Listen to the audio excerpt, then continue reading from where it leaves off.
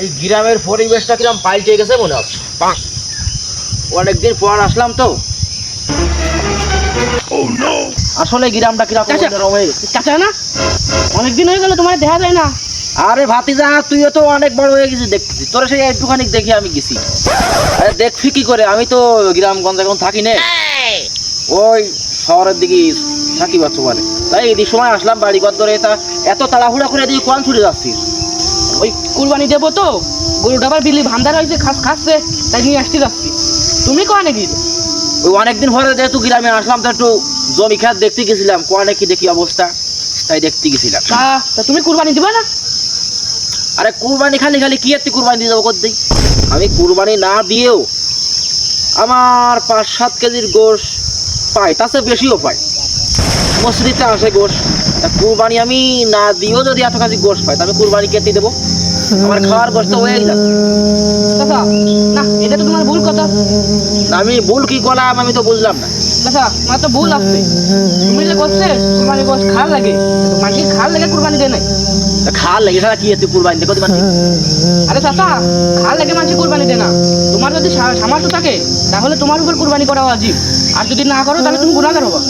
তো ভারী মশলার গলায় পড়লাম রে, তুই এ সময় তো কথা দেখিস। আরে এগুলো হাদিস কোরআনে আছে। তোমার কি সামর্থ্য নেই কুরবানি দেওয়ার?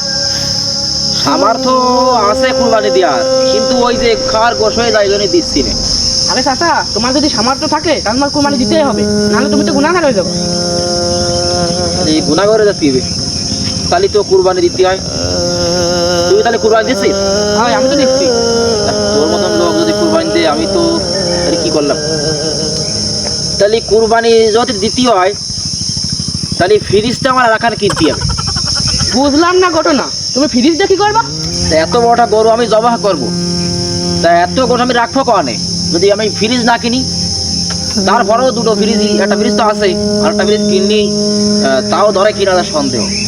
চাচা, তা তুমি কি কুরবানি দিয়ে গোশ কি সব ফ্রিজে থয়ে দিবা? তা কুরবানি দিচ্ছি আমি, তা গোস্ত আমি কি করবো? আমার ফ্রিজ ভরবো না, কনে ভরবো? আরে চাচা না, কুরবানি দেওয়ার পরে কুরবানি গোশ 3 ভাগে ভাগ করতে হয়। 3 ভাগে ভাগ করতে হয়? হয়। তা 3 ভাগে ভাগ করে কি হচ্ছে? এক ভাগ তোমার নিজে রাখতে হবে, আর এক ভাগ আছে গরিব মিসকিনদের ভিতরে দান করতে হবে, আর এক ভাগ আত্মীয় স্বজনকে দিতে হবে। ও, তাহলে গরুর কুরবানি দেওয়ার পরে, মানে কুরবানি দেওয়ার পরে 3 ভাগ করতে হবে গোশ? হয়।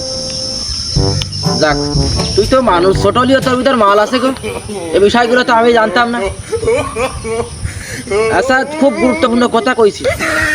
তাহলে আমি কুরবানি দিতে চাচ্ছিলাম না তোর কাছ থেকে, আমার শুনে তাই তো গরু তো আজকেই কিনতে যাচ্ছি, আজকে 8 বার আছে, আজকেই গরু কিনতে যাচ্ছি। আর তাহলে ফ্রিজও কিনা লাগবে না? না। ও, 3 ভাগ করে 1 ভাগ আমার জন্য রাখতে হবে, সেইটা তো আমি ফ্রিজ দিলে সমস্যা নেই। না। আচ্ছা আচ্ছা, অনেক অনেক ধন্যবাদ, থ্যাংক ইউ। কোয়া যাচ্ছি, পুড়িয়ে যাচ্ছি কেন? অনেক অনেক ধন্যবাদ। যাও, এটা কোন দিকে যাচ্ছ? গরু এদিকে না? হয়, বলে